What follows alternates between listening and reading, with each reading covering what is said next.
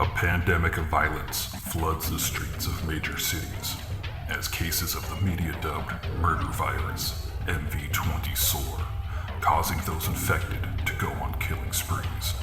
Caught in the middle, police detective Angela Miller finds her only trustworthy ally in the self-proclaimed psychic PI, Gerald Henry. As the two try to navigate the violence, they are drawn into New Age guru Abramelin Harvest's plot to heal the planet. Harvest's missive? The world is sick, and humanity is the infection. The cure? Murder. From the twisted mind of Shawn C. Baker, author of A Collection of Desires and Shadow Play in Book 1, Kim and Jesse, comes his most vicious novel yet, Murder Virus. Available where books are sold.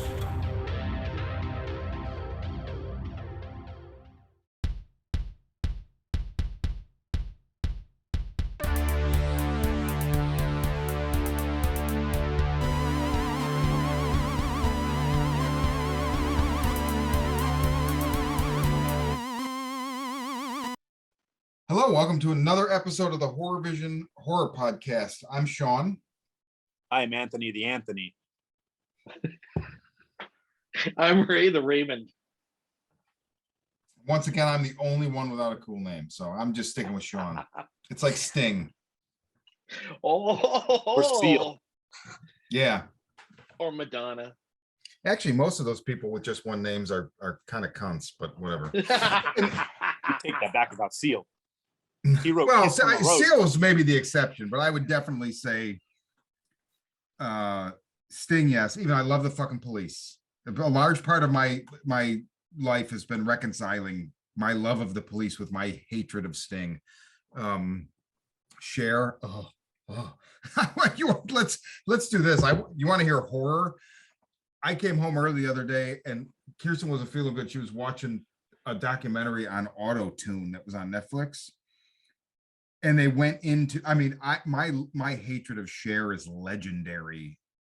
Like the lounge band at the hotel where I worked in Chicago, Learn to Believe, just so they could like taunt me with it. So they'd like break into it occasionally. I'd be like, no more drinks for you fuckers. But yeah, other than just hearing all this like auto tune and whatnot, like that song, and then that song was stuck in my fucking head for like a day. It was awful. It's horrific.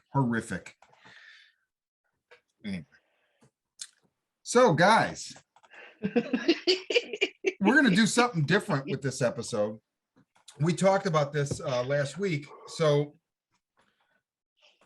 we're not going to talk about the Suicide Squad, even though it's fucking awesome. And anybody that knows me knows it takes I do not like DC really. I definitely don't like any movie they've ever made. I'll never see the first Suicide Squad ever. No. However, there was enough people told me like, dude, this ain't a DC movie. It's not even a Suicide Squad movie. It's a James Gunn movie first and foremost. That like really whet my appetite. I saw it. I fucking loved it. And I said, you know what, like this guy's roots. So actually, one of the things that really interested me, somebody I know was like, you see his Troma roots. And even though I'm not really a Troma fan, I definitely respect them. And I respect how he came up, you know, and I think you guys are the same. And we've talked about this. We covered Slither on a previous episode as our, like, you know, the movie we watched. But I wanted to kind of just spend some time digging into the things that make James Gunn, you know, like what he's done before. So kind of the DNA of James Gunn and how that all led to just the wonderfulness of the Suicide Squad. So,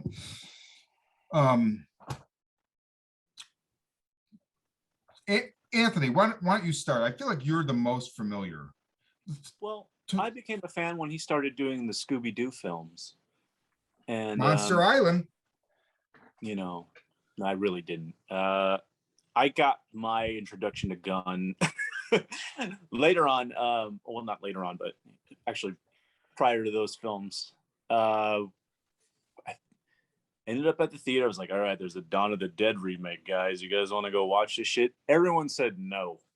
And nobody wanted, none of my horror hound friends wanted to go check it out. I wasn't too familiar with Gunn's work. I knew it was a Snyder film.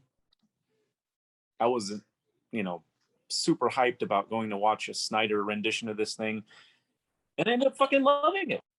He wasn't a name, Yeah. right? I mean, Yeah. that wouldn't have really meant anything.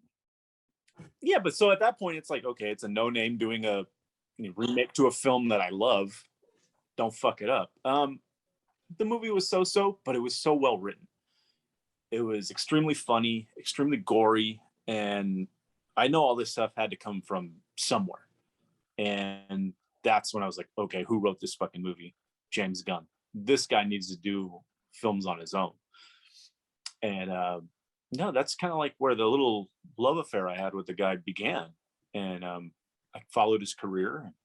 But that's where it started for me was that initial Dawn of the Dead watch. And like I said, he's constantly had my attention, even through like, him doing his shorts, PG porn and all that stuff, which I fucking love and is hysterical. I've heard it's hysterical. It's hey, Nathan Fillion, what are you doing? You want to play a porn star who accidentally kills his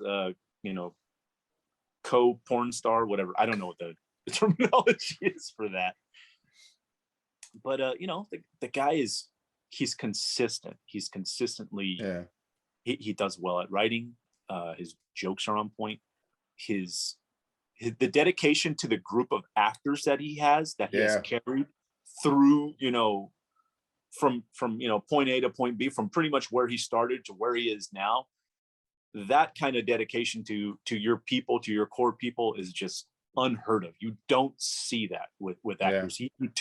He's like, I got my first chance to do this. It's DIY, and those who have proven themselves, please come with me. And it's so awesome where he took folks. The guy's in my opinion, stand-up dude. A lot of people don't like him, dislike him. I hear he's a douche on Twitter, but I don't give a shit. I like what he does. The guy can back up what whatever it is he says, and he's beaten cancel culture. I'm glad he's where he is, and can get away with the shit that he does. Yeah. Like I said, I remember being in the theater at the end of Slither, full audience, everybody still sitting in their seats, not knowing what the fuck just happened. I stood up and applauded, and I looked around, and I was the only one doing it. I love that image. That's well fucking deserved. You guys are fucking idiots. Don't you get it? But it was great. Fantastic. Is there a place you guys want to go as far as like any films in particular you want to talk about? Well, Ray, what about you? Like, give I don't know, give a backstory with Gunn. Like, when you first remember being like, man, this is somebody to watch.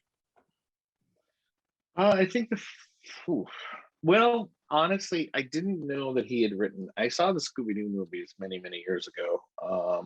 I didn't realize that he had written the screenplays for them, but no, and even until recently, but knowing that now explains a lot of the jokes that happens in the films.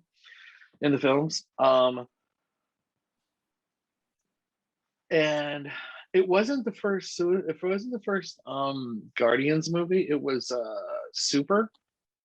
You had us over to your old apartment. You had a screening, and I remember sitting there watching this, thinking like, "This is insanity." Like,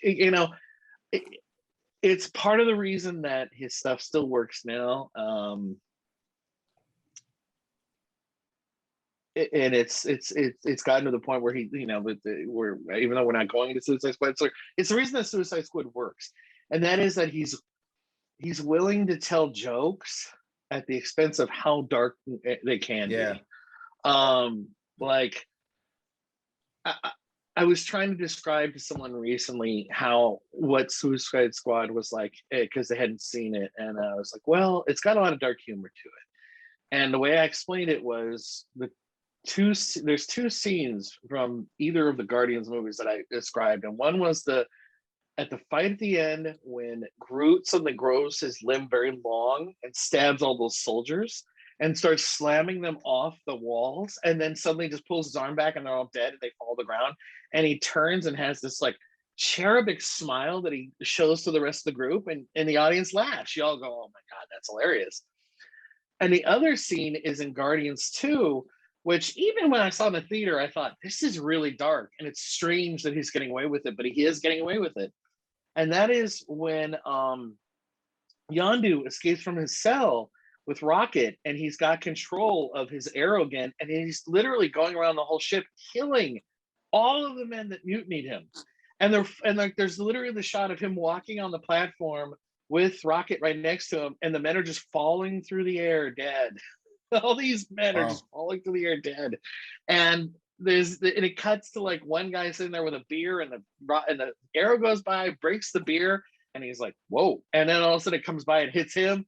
And even in the theater, people laugh. But it's an incredibly dark moment. And I thought to myself, this is crazy for a studio that's not owned by Disney. They're letting him do this joke. They're fine with it. They're like, no, go ahead. And it works, and it's funny. But that's James Gunn. Like, he seems to be able to go and make jokes and do things that, like, I think he knows that they're dark, but I think he also understands that sometimes you have to, a good joke has to be risky. A good joke has to be risky. Yeah, you well have said. to take the pitfall of potentially offending people. That's the risk of a good joke. I mean, there's a moment in I'm going to go a little bit into it in Suicide Squad where the Polka Dot Man is clearly crazy. And he said, yes, and he describes to him about a story about his mother, and then one of the other characters says to him, "Well, where do you see your mother?" And he says, "Everywhere." And then it cuts back to the shot of the team, and everyone's the mother. And it's a good joke, but at the same time, it's an incredibly dark joke. And it's about mental illness. That's a risky joke in today's time. Dude, it is. It works. You know what it made me think of? It made me think of what is it, like I think it's Endgame maybe, or something, where it starts out where Thor is like obviously been drinking and probably smoking dope or whatever, and he's like Lebowski, right? He's totally Lebowski. Yeah. Because of the trauma, right? Dingy robe and shit, looks like hell. Yeah. So a guy, I'm tempted to say his name, but I won't. But he was on. It was somebody that we had on Drinking with Comics back a couple of years ago. Good guy, good writer, and he put on Twitter. I'll never forget seeing this, man. He was so offended by how they made light of mental illness, and I just wanted to fucking smack him in the mouth, because you know what? It's like. They're not making fun of people with mental illness. You know what I mean? Like, you can use circumstances for a joke. Like, I don't know. I don't understand. But this is a whole other topic. This is a whole nother topic, because now we're getting into the snowflake thing and all that. Well, yeah, it is. It is. But I think that's what I think. But like, I understand what you're talking about. I think that James Gunn has a certain amount of, like, to borrow a statement from a radio show that I like to listen to, who has a joke segment that goes very dark. I think he acknowledges that sometimes the world is very hard, and like, there's a lot of moments where if you don't laugh, you're going to cry. Yeah, exactly. You're going to be miserable. Gallows humor. So so rather than be miserable all the time, find some humor in it. Keep going. Keep slogging on. And like, he's very good at that. It's very impressive.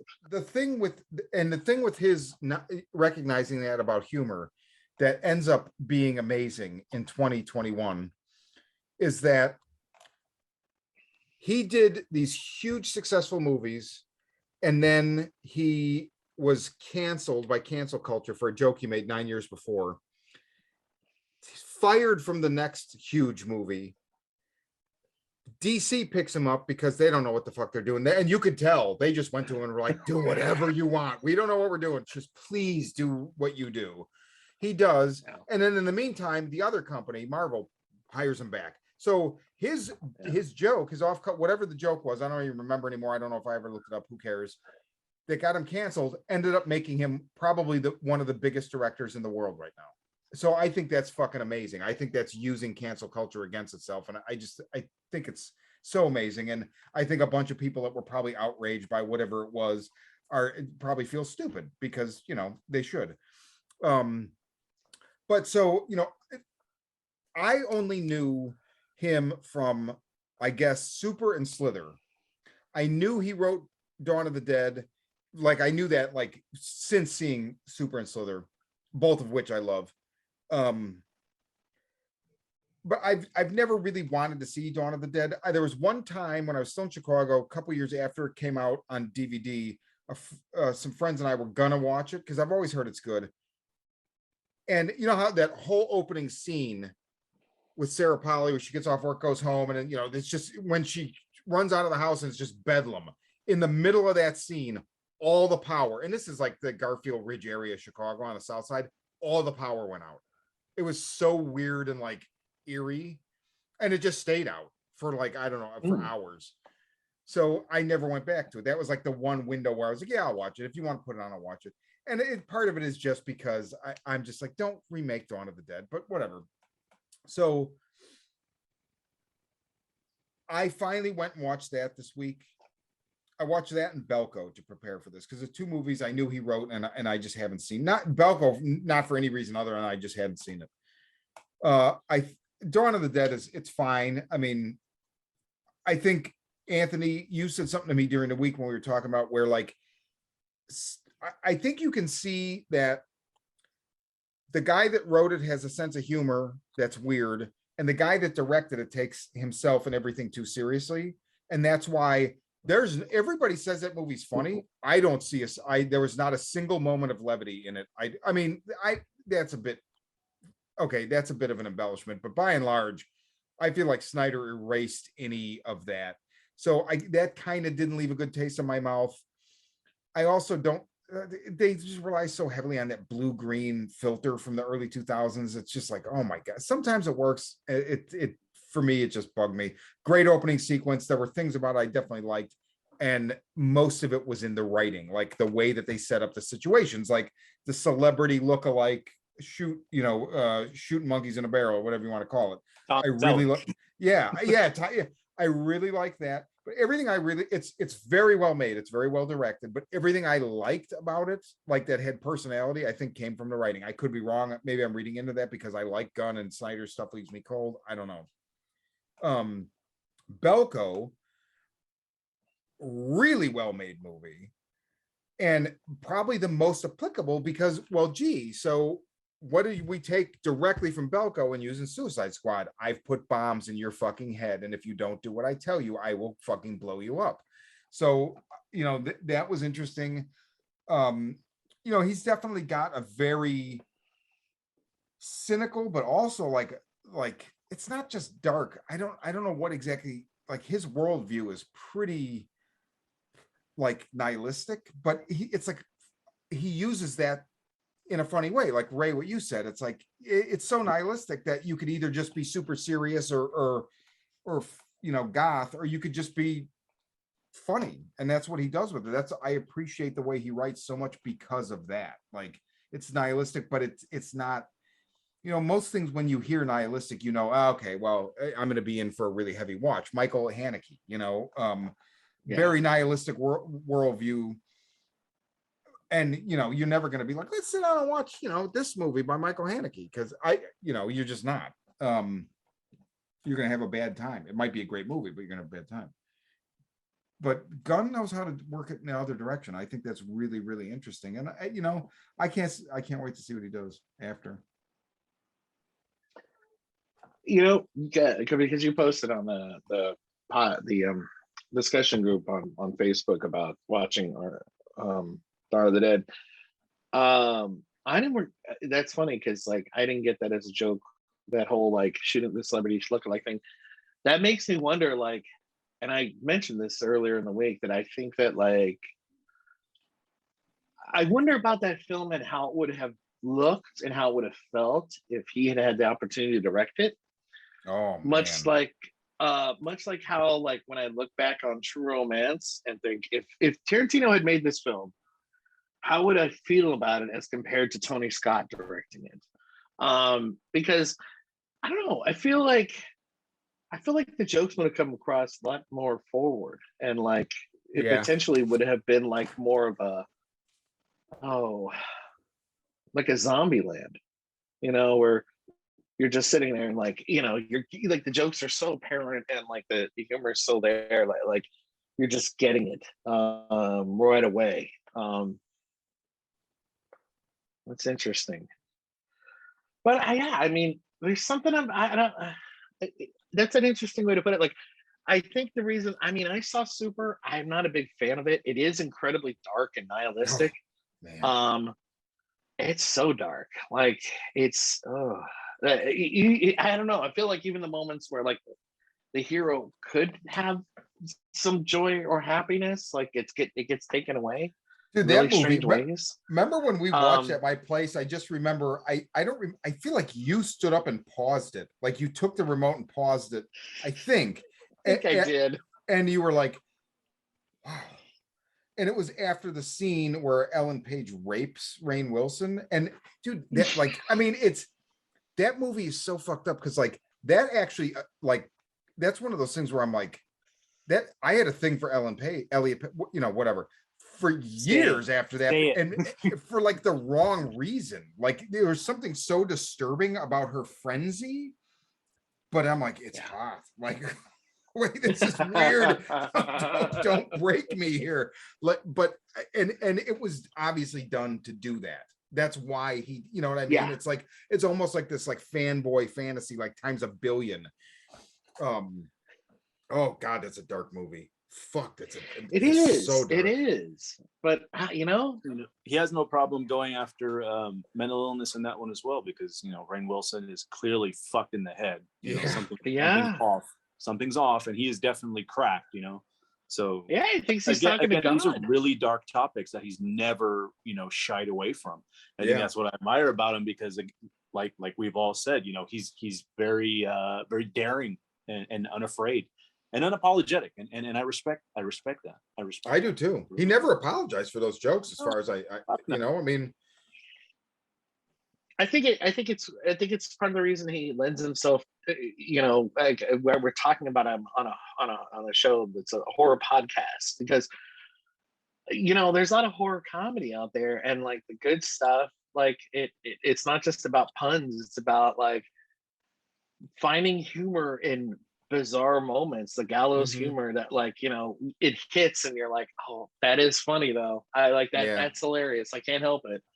I mean, you talk about the fact that one of your favorite scenes, and I'm sure for most people who've seen the film, in Texas Chainsaw Massacre, is that like picking on the scalp and like and like the whole like the weird mania, and the way he's talking and like, oh my God, it's hilarious. And it made Bill Moseley's career.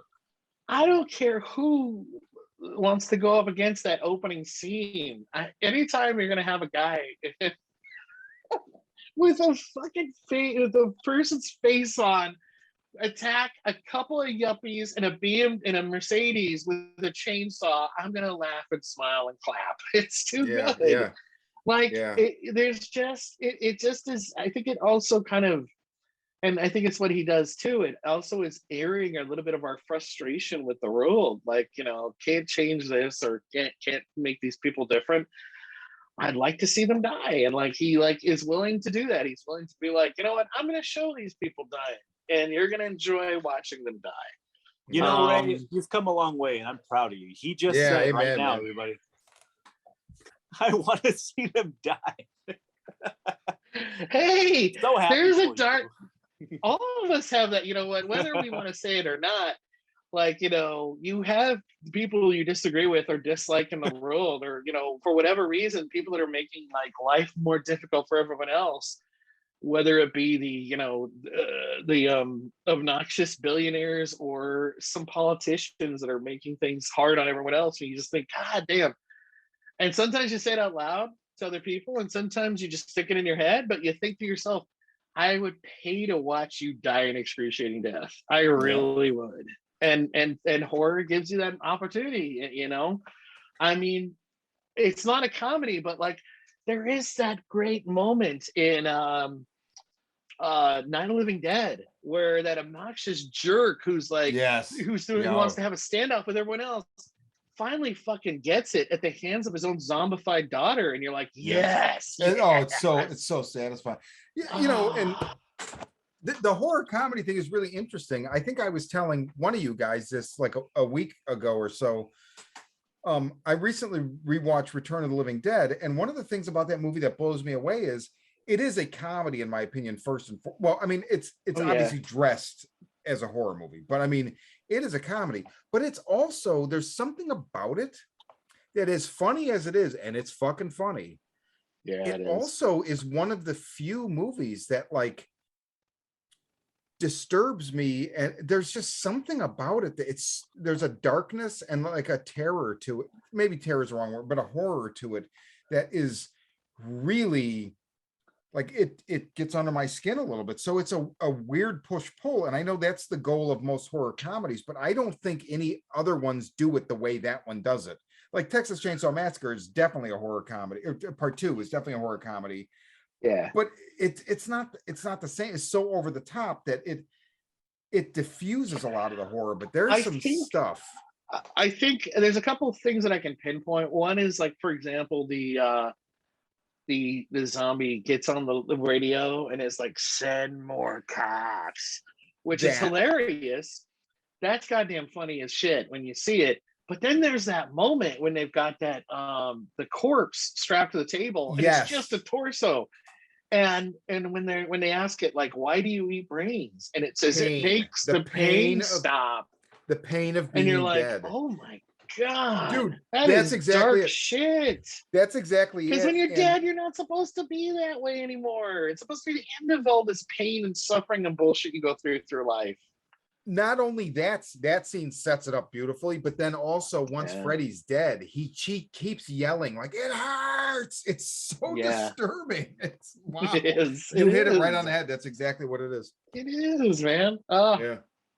I think I mentioned too, like the scene where the crematorium operator realizes he's gonna die and what's gonna happen to him, and takes his wedding ring off. Yeah. And you see him like crawl into the incinerator. Like it's this fucked up scene. It's a dark moment. Yeah. It's so bleak, man. It's so fucking grim, dude. I agree. And like I said, it does have very distinct horror moments in it, and it is a comedy. And but there are elements to it that are just they have always freaked me out since I was a kid. I mean, even the distinction between, like, you know, the zombies, instead of eating, you know, like your innards and stuff, like them trying to get into your skull, to your brain, like that just gives me the fucking willies to this day. Yeah, agreed. But I mean, I feel like that's the same mold that the same, you know, the same cloth that Gunn's humor is cut from. Like, it's just, I don't know. And Super is a great example of just something that's like, it's funny, but it's also like, Jesus fucking Christ. Like, there's a couple moments in that movie where it's like, oh my God. I want to touch on this, and I know it's something that, you know, has been brought up 1,000 times. Do you guys think Gunn ripped off Night of the Creeps?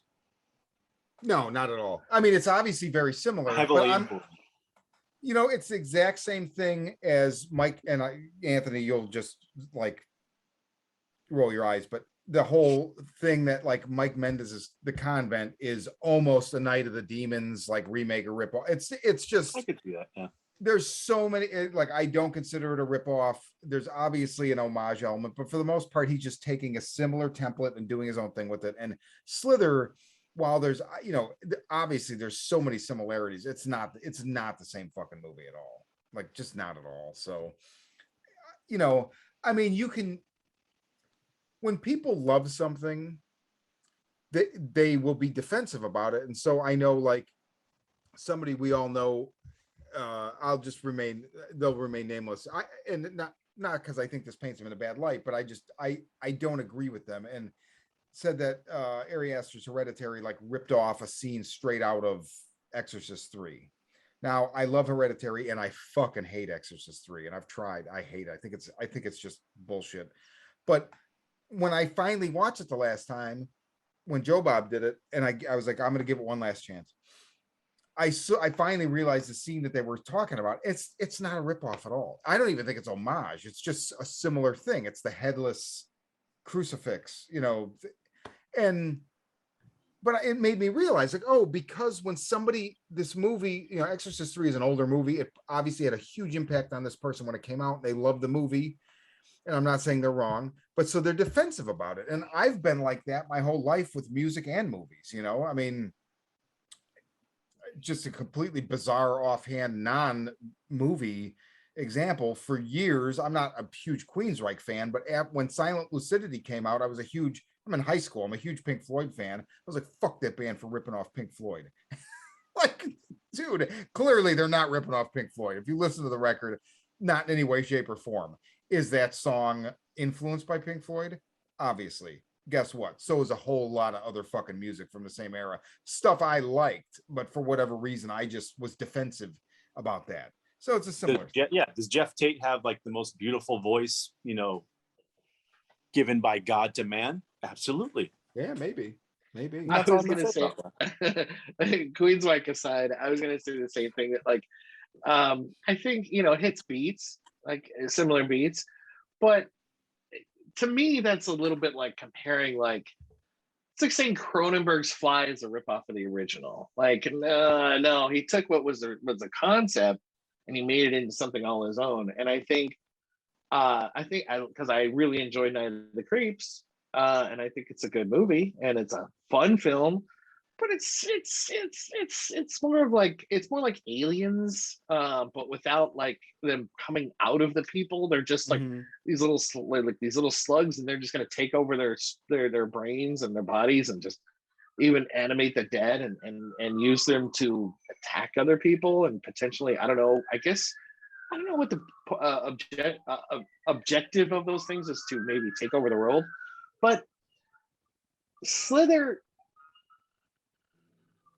it kind of does that, but it's something more, because like when Michael Rooker's character gets taken over, he doesn't just become like the alien in his body, he's himself too.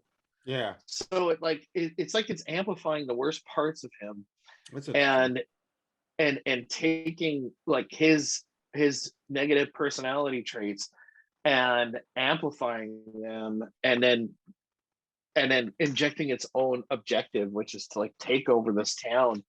And it's something different. And like, because even at the end, when we find out, like, it's not just him, it's not just like trying to take over all these bodies. Wow, that just hit me. It's just very similar to the Starro concept. Oh yeah, totally. Holy shit. There's another direct. But it's not. It's making itself stronger, because as we find out at the end of Slither, it's absorbing itself into the Rooker character, like larger, big slug creature thing. Like, it's becoming this whole big monster that I guess is potentially going to keep spreading and keep getting bigger unless they stop it. And it's got its own original concept. An homage to society, I just to clear up. I always saw this film as an homage. I never saw it as a ripoff. But amongst the horror community at the time, he's fucking ripping off so and so. I can't remember his name right now. The guy that ruined the last Predator movie. Shane Black? No. Black and whoever wrote it. What's his name? The guy. I'm gonna get crucified for this. The guy that directed Night of the Creeps. Fred Decker. Fred Decker, yeah.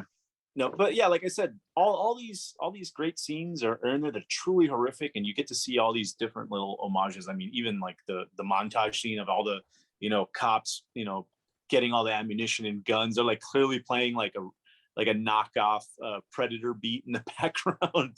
Yeah, it's hysterical. Like I love that he wears his influences on his shoulder, and I like that. I like that about the film anyway.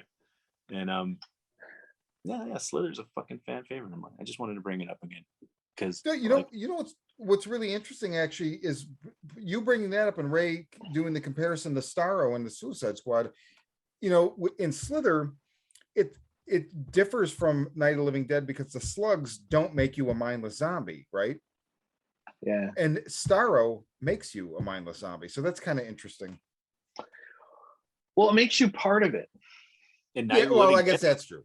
I guess that, huh? It makes you a part of it. It's almost like, because it literally, all those other little stars that are attaching themselves to the faces of the people Yeah, that's are right. His they're consciousness, or its they're his consciousness. consciousness. It's like it's almost like a bug. Like Their it's consciousness. We shouldn't ascribe large gender over to mine. Starro. We don't know, so we should just Yes. not do that. Good point. There. Good point. Non-gender You never specific know. pronouns. We don't think anybody else said about that one. Yeah. Last thing we need is some giant alien starfish on Twitter, like, fucking running us through the ringer. Hashtag not gender Nazis. I don't know, whatever. Anyway. Oh no. But if you're out there, large alien starfish, please do. Please, I mean, anything. We'll take it out. We'll take anything. Yeah, thanks. I handle the Twitter, so I guess I'll have to deal with it. Have either of you guys done Gunn's any of his Troma stuff? Are you familiar with it at all? I saw a Seen it at little all? bit of Tromeo and Juliet when I was younger. And I think I stopped watching only because I got Was it tired in a and health went to class? bed. No. Okay. Is that the one where there's like the It guy with like a mutant dick or something like that? I have It no might idea. be. It's like It the might be. guy goes to, drop trowel on this gal, and it's like he's got this huge like rubber mutant dick with teeth and eyes. It's like a monster cock. I don't know. I mean, it literally takes the Romeo and Juliet story, but applies a lot of like gory, weird violence to it. Yeah. And so there is still her cousin, there's still Benvolio, there's still I'm forgetting his name now, the king of cats, the cousin. And there's still like there's still like a duel, but instead of him getting like stabbed by Romeo after he kills Benvolio, his like head gets run over and like blows up like a grapefruit, as is prone to happen in Troma films. And so that's how he's killed. And like I feel like one of them gets exposed to like radiation or something, and so they start growing these huge gross boils or something. And it's a Troma movie, but it's a Troma version of a Romeo and Juliet, which exactly is the title, as it puts it. Okay. Oh yes, yeah, there you go. You were correct. There is a monster cock. There it is. Wow. Oh my God. Wow. It's Troma, so Yeah. anything's gonna happen. I may have to pick it up. It's fairly cheap on Blu-ray. I think it's only like $11 or something like that. I should grab it. I think I've seen it one time when I was very, very young, and it was kind of over my head at that point. I just didn't understand. Yeah. I mean, I've probably seen like a handful of Troma stuff. I saw War when Joe Bob showed it, which I turn that shit off. yeah, it's pretty fucking hard to watch. It's just not my bag at all. Shit, what is this? I saw the first Toxic Avenger and I thought it was funny. I mean, like that's her whole bag. It's horror comedy, so it's funny that we segue into that. But maybe that's why James Gunn was writing a film for him in the first place. I mean, I thought it was, there's some funny parts. I gave them props because the thing about it struck me about how, this is gonna sound bizarre, but how advanced in the thinking was at Troma was that they had openly gay characters in in the early films, and I was like, wow. And then like, I mean, it's kind of played for a joke, but they're not necessarily like characters that get killed off. Like I feel like they're there at the end when like they revere him, like they revere Toxie as a hero, and like they're there in their little speedos with their little. It's so ridiculous, but they were in speedos and have sweaters tied around their necks, which really is a good joke. But they're like, "Hey, Toxie, yay!" And like, I'm like, you know what? At least they didn't like just kill them off. Like, like, you know what? That's, I mean, they're these weird background characters, but they're there. And I was like, God, this is interesting. But that's the thing about Troma, you know, it's inclusion of like outsider culture, especially at that time. Yeah. So, I mean, yeah, commend them for that, definitely. I've always heard good things about Terra Firma too. I've never seen that one either, but you know, I haven't seen that either. throw it on the list of shit I need to watch. Yeah, right. I know. And I mean, you know, and really that's the thing. Like when I, you know, stuff like Troma's War. Well, Troma's War might be a bad example. I don't know that I could sit through that. I'm not saying that it's bad. I'm just saying it's not for me. But there are other things by that. It's like I just have to pick what I watch because I don't have that much time. You guys are the same way. You know, there's not infinite time. So it's like, man, I can't really fuck around. You know, so like I was thinking about watching Romeo and Juliet for this episode, but I hadn't seen Dawn of the Dead or Belko, and I knew that those were going to be more relevant, I think, or I thought. Now, honestly, I probably should have just went with Romeo and Juliet instead of Dawn of the Dead, and maybe that would have been more relevant because I don't know that Dawn of the Dead was that relevant. But I mean, that's also just one that it's like I just needed to watch it because it's been so long, and you know, yeah, I don't know. I mean, whatever I hope. You know, I know he's going to be a busy man because I guarantee he's going to do another. A bunch of people were like, DC should just give him their whole cinematic. No, because I don't want to see him monopolized. Like, you know, whatever. If he does another Suicide Squad, I'll definitely be there for that. But I would love to see, and he's obviously doing another Guardians movie. I still haven't seen the second one. You know, whatever.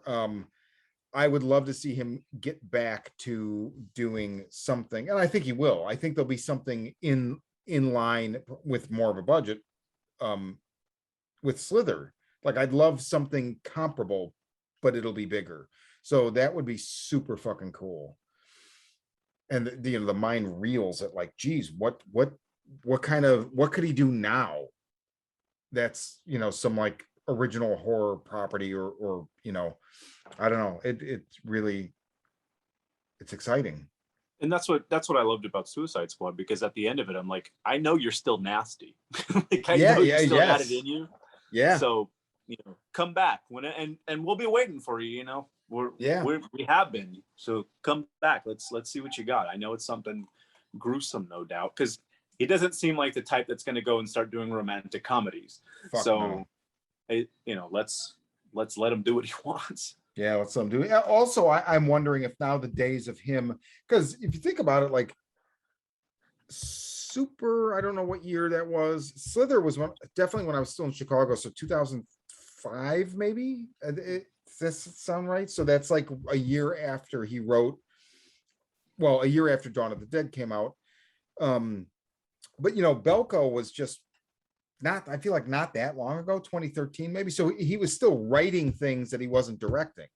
So I wonder if that's going to go away now and he's just going to be writing and directing, which is also exciting. Because, you know, I mean, Belko was great, but I feel like it would have been a better movie if he had directed it. There was a little bit of like a joylessness to it. Like, I don't know. I definitely liked it. It was very well made, but I don't know. I kind of wanted, it wasn't exactly what I expected it to be. And I think because I had gone into it thinking he had directed it. So when I saw that it was, what's his name?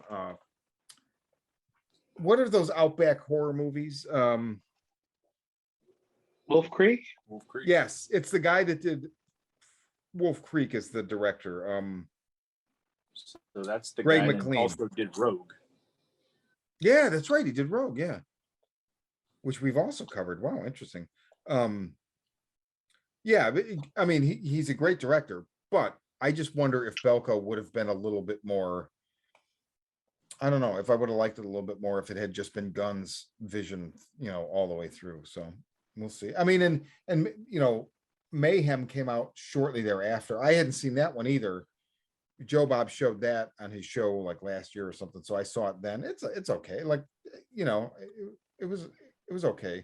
Any thoughts before we leave the James Gunn retrospective behind?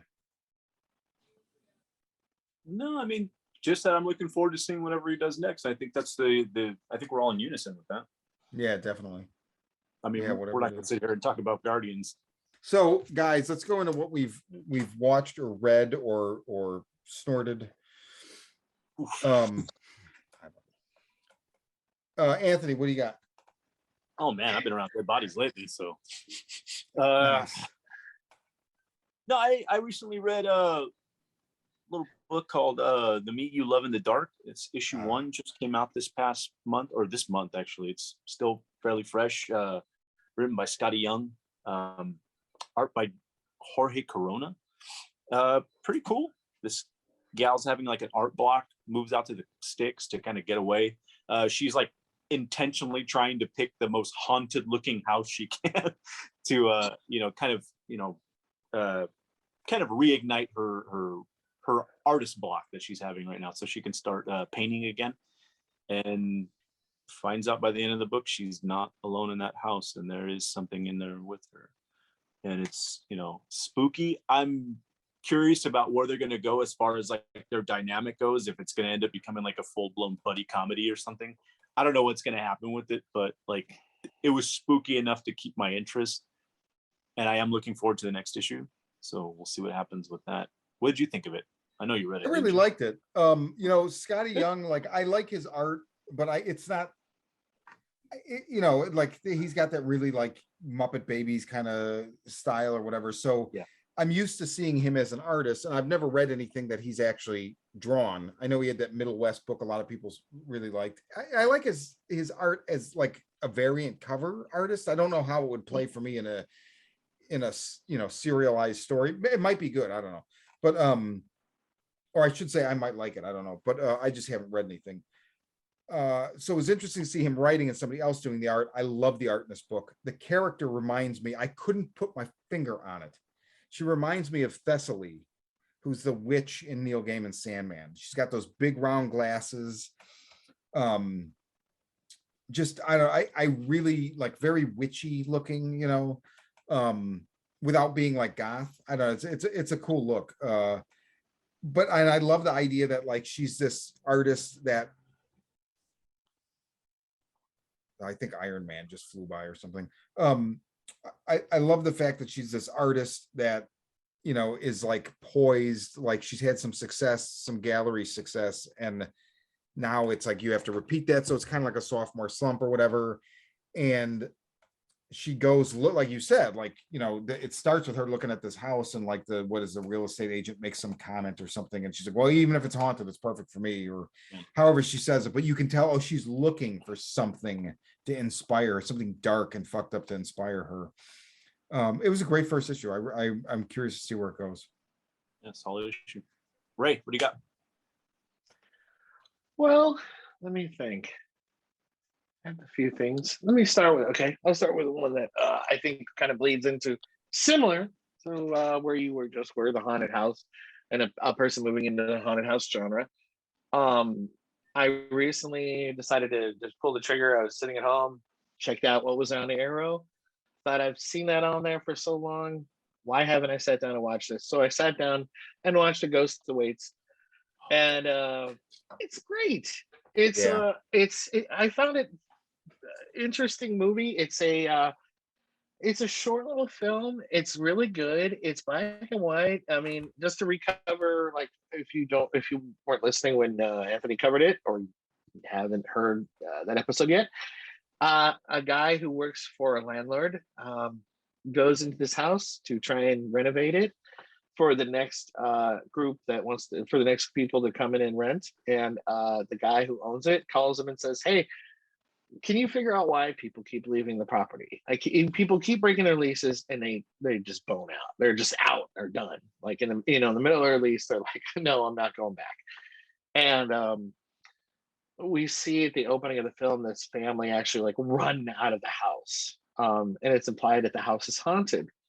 So the guy goes in and he starts fixing things here and there, starts having weird dreams, and then weird stuff starts happening.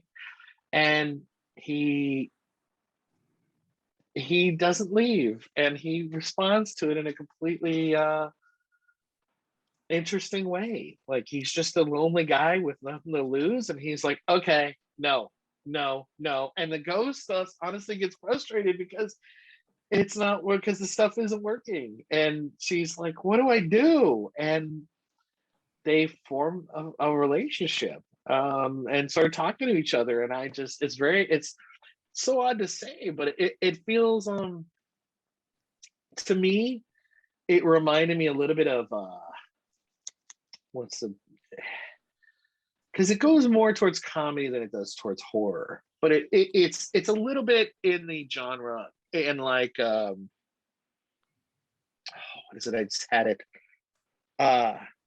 Beetlejuice. Yeah. It feels very much like Beetlejuice, where it has some moments where you're like, "Oh, that could be genuinely scary," and other stuff, but it just hits it with this right amount of humor, and it's interesting because it unlike the way that Beetlejuice is, it's just like a straight comedy. This is a horror rom-com, which is a new genre I've never seen before. Yep. But it's a wholly enjoyable one, and it's got heart, and like it's totally worth a watch. And it's only like 83 minutes, so if you haven't sat down and watched this movie, I'm gonna say what Anthony said, which is go watch it. It's totally worth your time. It's not long. It's well acted. It's well produced. It looks great. It's a beautiful black and white, and it's so worth your time. It's not going to disappoint. I agree. It is just such a solid flick and such a great example of like, man, they made it with, you can tell, not a lot of Like money. nothing. Like Yeah. they didn't need, like they just didn't need it. It's just such a good story and such good acting done. Yeah. 2 locations and a minimal cast, and Yeah. they And made some grease this paint. great little film. And some grease paint. Yeah, exactly. That's it. Yeah, totally. And a beautiful story, and like you said, just a film made with heart and charm, and Yeah. all those other quirky words that we threw at it last time. And it's still a beautiful flick to me. I was just thinking about it the other day. Funny, there's a song that plays at the end of the film, and I found it on Spotify and ended up playing it on loop for like an hour. It's a great track. But yeah, it's very high on my list, and it's gonna stay there for a long time to come. Very good film. Yeah, I'm glad you watched it. That's awesome, man. Yeah, it's a good movie. It's definitely a good film. Definitely worth a watch. I'm going to talk about what I watched the first episode of last night because I'm excited. So I heard of this brand new cherry flavor. And I couldn't remember what I heard about it that made me want to watch it. So we kicked up the first episode. It's new on Netflix. I don't know how many episodes it is. And right away I remembered. So it's created by Nick Antosca, who is the guy behind Channel Zero. And this is basically the 5th season of Channel Zero. So if, Channel Zero is an anthology, so every season's different. So I don't think this is based on like a creepypasta like that was, but it has a very similar feel. And also, so there's an interesting thing, the seasons of Channel Zero all take place in either suburbs or like small towns. This right away, it's like early 90s LA. So it's very, big city.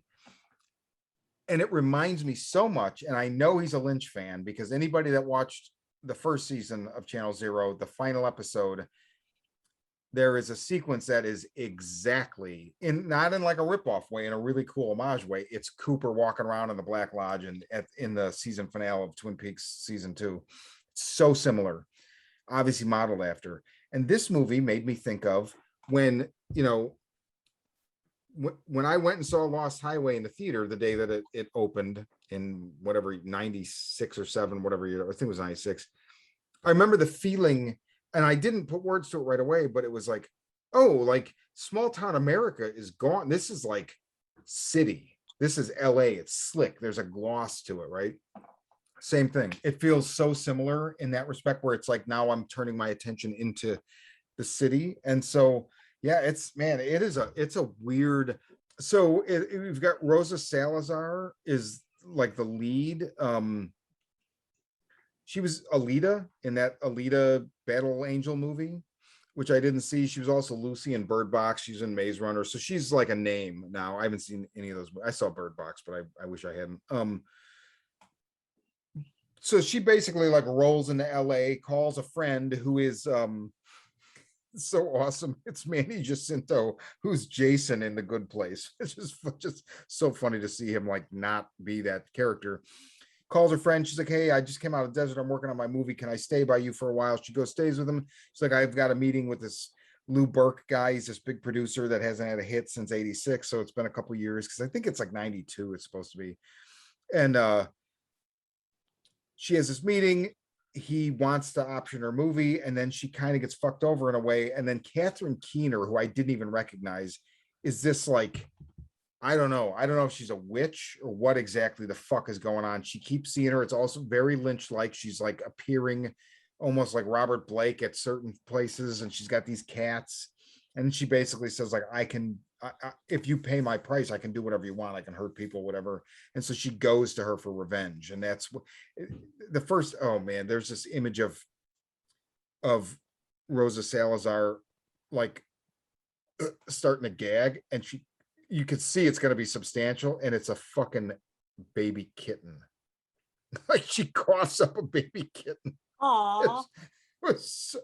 I gotta see this. I need to watch this show. As a Lynch fan, I feel like I need to watch this show. It is, and it's the funny thing is it's like disgusting when you see it. It's total body horror, but it's also super cute because then it's like this close up on the cat, and it's like, it's like it's alive.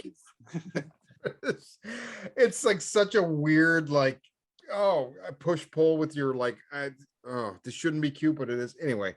I don't know, but yeah, I'm so excited to watch more of it. I really liked it. And if Channel Zero is so fucking great, so I'm just happy that the guy's now he's on Netflix. So sci-fi, you fucked up. Anyway, small side note before Anthony goes, and you maybe just think of that. There's a new Cinerate article up on Horror Vision. Yes, and it's a double feature of Censure, and Lost Highway. The Psychosis double feature. So Psychosis double feature. Nice. What do you got, Anthony? Oh, I read a little book called Severed. Oh, it's so good. It's by Scott Snyder, who wrote Witches, and Scott Tuft. Yes. And man, this is an interesting book. Set in what's the setting in this? It's 1916. 1916. Yeah, it's like plains like Kansas or Iowa or something. I think they say at the beginning. I don't remember, but it's the the Great American Plains of the early 20th century. It's an elderly gentleman who's basically telling the story of how he lost his arm, and he lost his arm in a very interesting way. But at the time, it was easy for him to say, "Oh, I lost it in the war," because the story itself was a lot more horrific than what you think, than what he alludes to. And it basically goes into him, running away from home. He was, in a foster home, and he was getting ready to be sent off to prep school, and his whole life would have been different. But he said, I want to go out there and ride the rails, and I want to find my father, who's a musician, and I play, fiddle or viola. And around here we call it a fiddle. And he sets off to go find his dad, and finds himself in a lot of dire situations. And I'm not going to spoil it. The book's came out 2014. No, 2000. It ran 2011 to 2012. It was 7 issues earlier. Yeah. Man, yeah, it's a good book. Yeah, where he finds himself is pretty grim. And, just we could spoil it, right?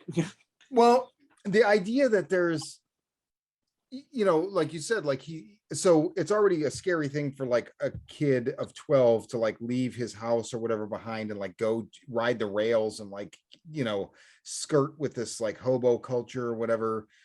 And, you see it even early on before he meets the main villain, like they're like guys in a boxcar, like about to fucking rape him. It's like, like right. Whoa, what's going on here? There's a scene. I don't know if you can't make it out. They don't show whether or not it's him or if it's one of the hobos that already has their pants down, like it's fucking disturbing. It's one of the hobos. It's fucking creepy, man. It's super disturbing. Yeah. Oh man.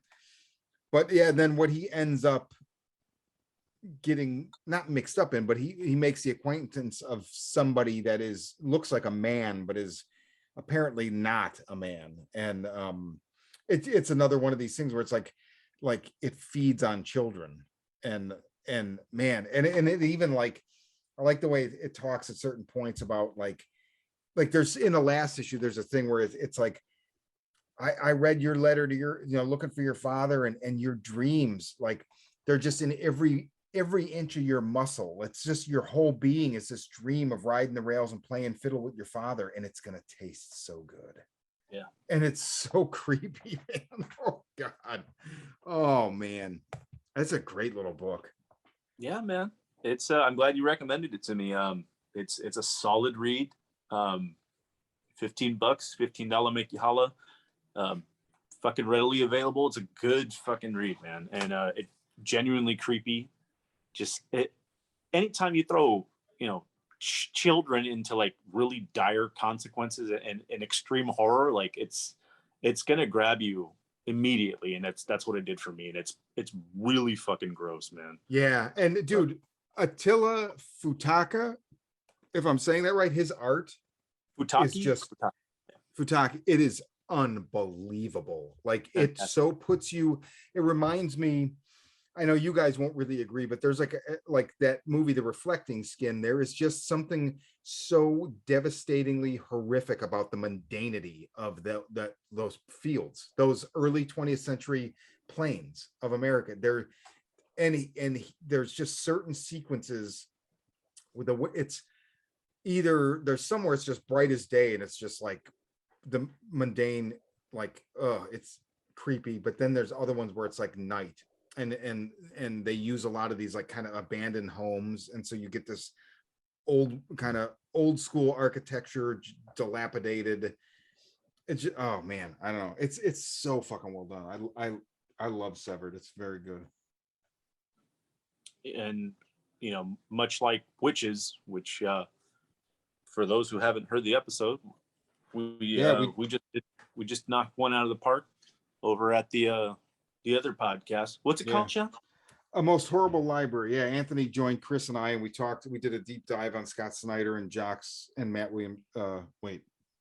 Hollingsworth's Witches, which is set to hopefully come back maybe before the end of the year with another arc. But more children in horror. And again, kids and just dire consequences. So it pulls you in immediately because you have that if you have that nostalgic factor where it's like, okay, I can see myself watching or engaging in like a Goonie story where these kids are out there, on an adventure, and shit goes south immediately and it doesn't get better, and it never does, and it's fucking relentless by the end of the film. By the end of the book, you're still left wondering like, what the fuck else?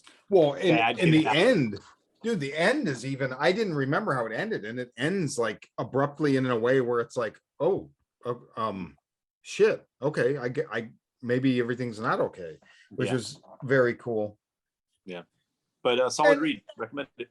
And like, like what you were saying about the children in peril, Ray has said that a million times. Like there's something so effective about a lot of 80s movies because they weren't afraid to put kids in peril. And that's why Stranger Things is so popular. That's why Fear Street hit so hard. It's like, they all have skin in the game. It's like, shit, like you could die. And Ray wants to see you die. Yeah. I think the reason it's effective is because it's such a big part of our culture that like there's a couple of things about kids. One is that they're young, so they haven't experienced a whole lot of life. And to see young people have the risk of losing their lives, like it's so strange, but like it goes back to the concept of like if some little old lady dies or some old person just dies suddenly, no one is shocked. But if a a child just suddenly drops dead, people are like, oh no, what has happened? What is going on? And it's that, and then I think the other thing is the concept of them being innocent. And it's like, even when it comes to teenagers in the early slasher films, where it was like, it's typically somebody like, because Friday the 13th isn't the only one that does the whole camp setting.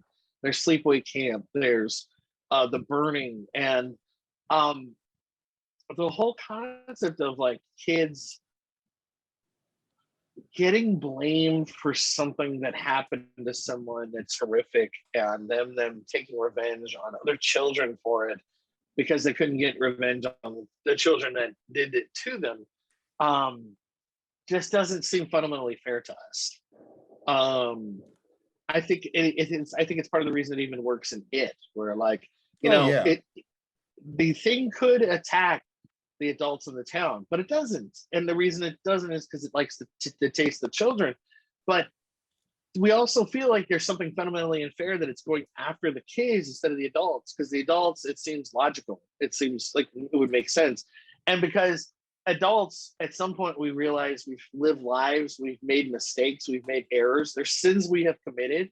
But even a kid having sex with another like two teenagers having sex in a movie and then getting killed because they had sex is problematic for us, because we think back to ourselves, well, no, it feels a little innocent. I mean, even the first time, like a couple of teenagers having sex feels innocent because it's just naturally what's happening to their bodies. So we think like everyone does that. It's just a thing you go through. And for them to have to pay the price of their lives because of venturing into that particular sin feels unfair to us and wrong. And I think it's why kids are so effective. There's I agree.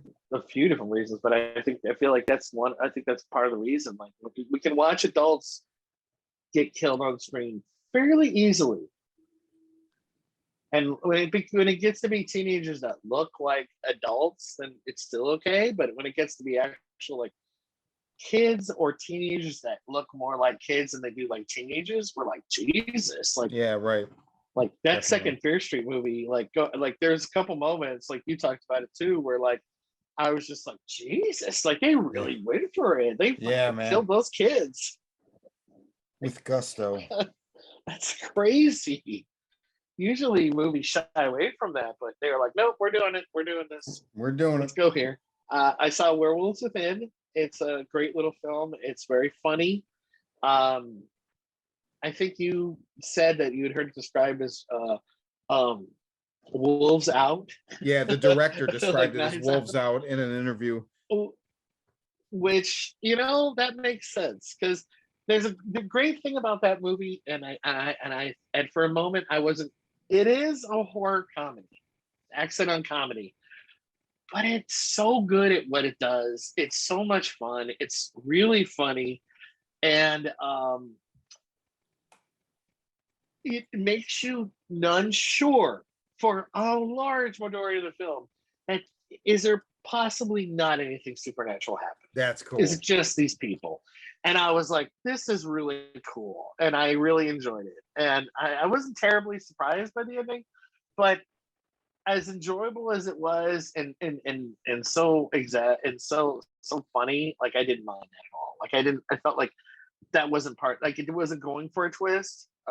Maybe a little bit of one, but the fact that you can see it coming, I feel like doesn't ruin the movie for you at all. That's cool. Great. Totally worth a watch. I need to see that. Yeah, I think it's like $5 to rent right now on Prime. I think so. And I'm pretty sure it'll end up on Shudder, probably in like a month. Sure. So yeah. The other one I was going to do, I've been wanting to watch this for a while. Spare Parts. Andrew Thomas Hunt directed it, written by David Murdoch and Svet Roskov. Cinematography, Pashu Patricki. So Andrew Thomas Hunt, he's one of the producers on Psycho Goreman, and he's one of the original founders of this Raven Banner. So this came out under Raven Banner Entertainment.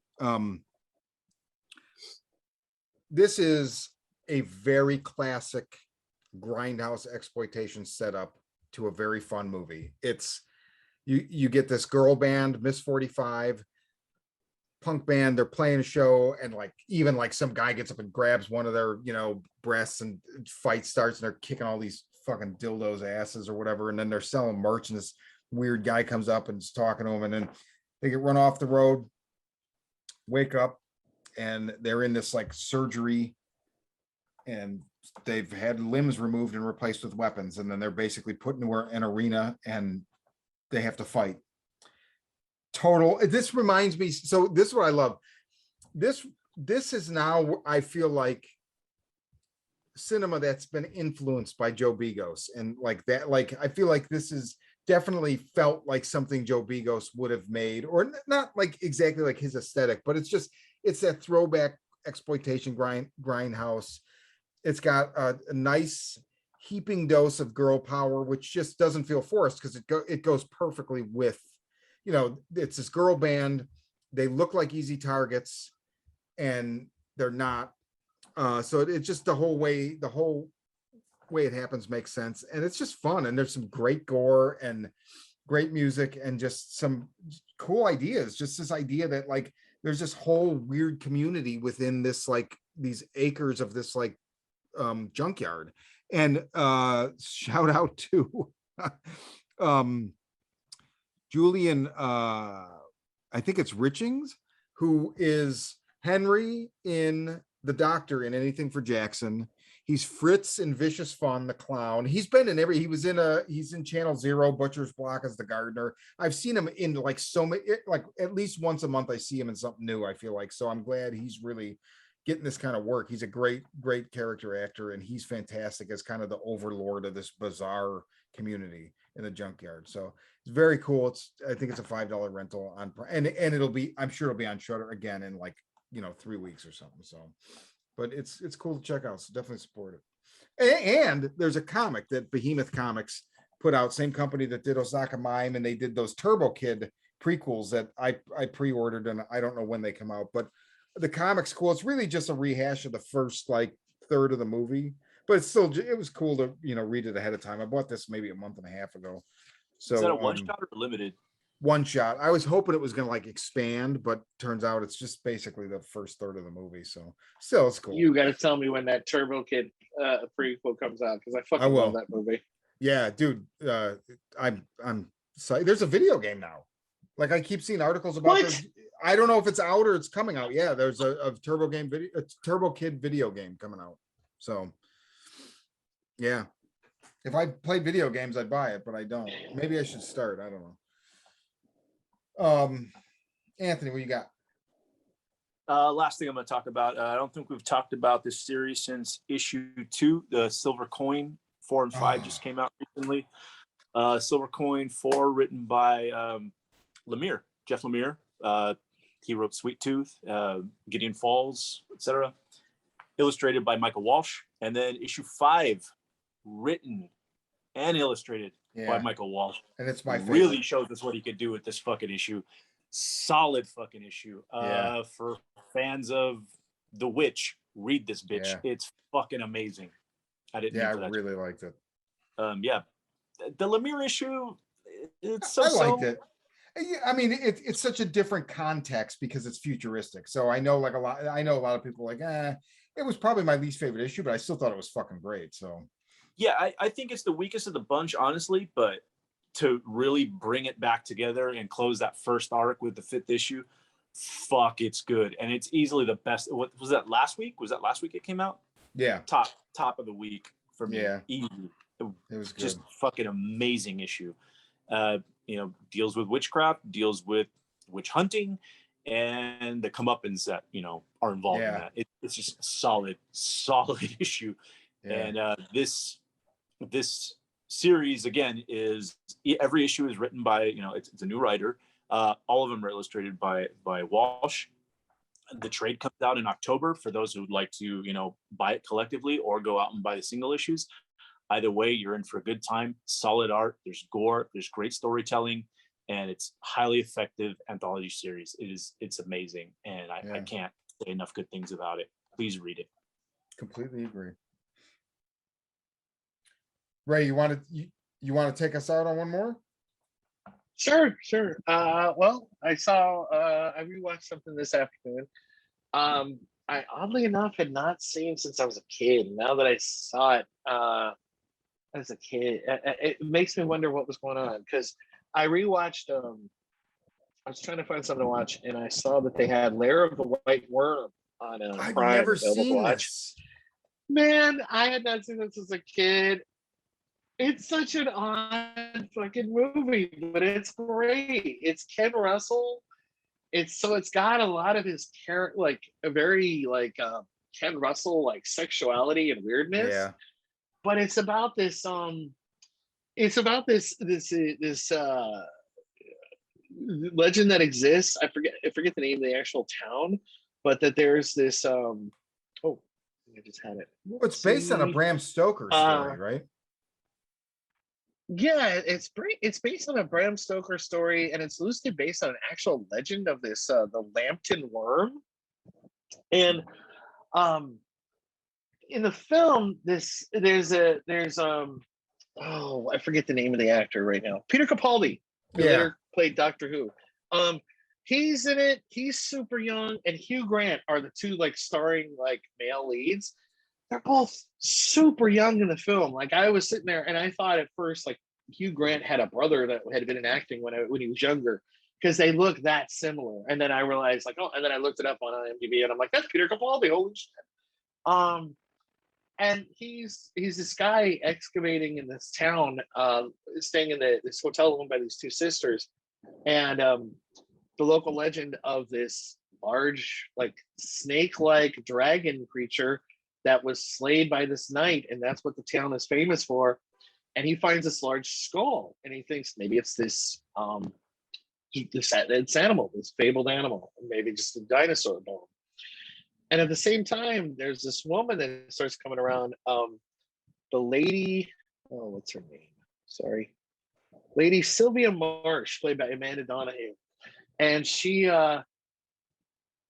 basically is the last denizen of this snake god, and she's this like snake vampire creature who can grow these fangs and inject people with venom and turn them into like snake vampires like her. And just the whole concept of snake vampires, and she's using her sexuality, and like it's a trip of a film, and I found it's a pretty good time. So if you get a chance, check it out on Prime. I saw it years ago when I was like, I don't know, 12, 11 years old. And I just happened to see it on there, and I was like, well, I haven't watched that since then. Let's check it out. And I wasn't surprised. There's stuff in there that I had forgotten. There's stuff in there that I remembered. But yeah, it's totally worth a watch. It's a good film. And it is, I mean, it does have some Ken Russell weirdness, but he feels a little bit more restrained than usual for him, which is good. Yeah, there's like, I haven't seen that many of his movies, but from what I've seen, there's like the stuff that's like, okay, it's weird, but it's not that weird. You know, like Altered States is weird, but it's not that weird. And then there's his version of The Fall of the Louse of Usher is like one of the most bizarre. I'm like, I don't even know what the fuck I'm watching right now. Lair of the White Worm, I've always wanted, like, I remember this box cover from as long ago as I can remember. And it is one of those things where it's like there's such a sultry sexuality to it, and at the same time it's weird and off-putting, and like I don't know, it made sense years later when I found out it was a Ken Russell movie. So it's on Prime. I didn't know that, so I'm gonna try to watch it soon. Yeah, I just happened to be looking for something to watch, and I popped it on, and I saw it on Prime, and I was like, oh shit, I'm gonna watch that right now. And yeah, it's definitely worth a watch. I guess the only thing I would want to mention, I can get it that way.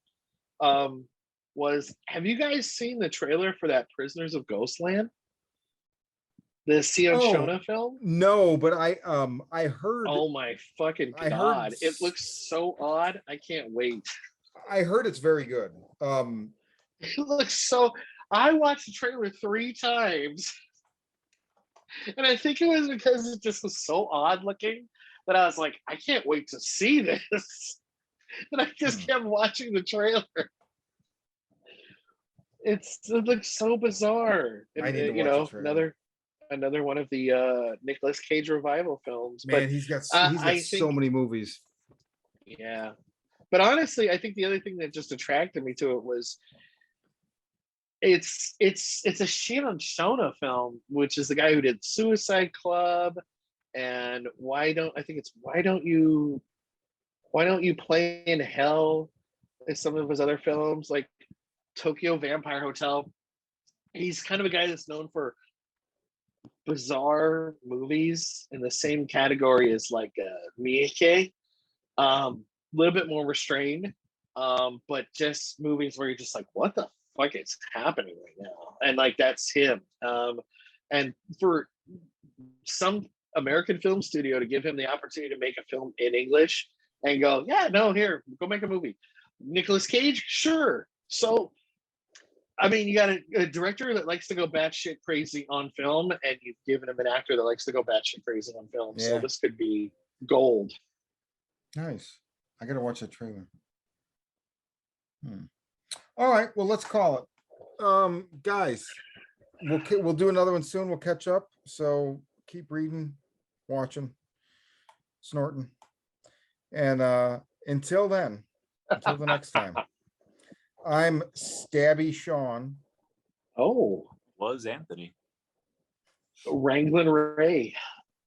And this has been the Horror Vision Horror Podcast. So, boo!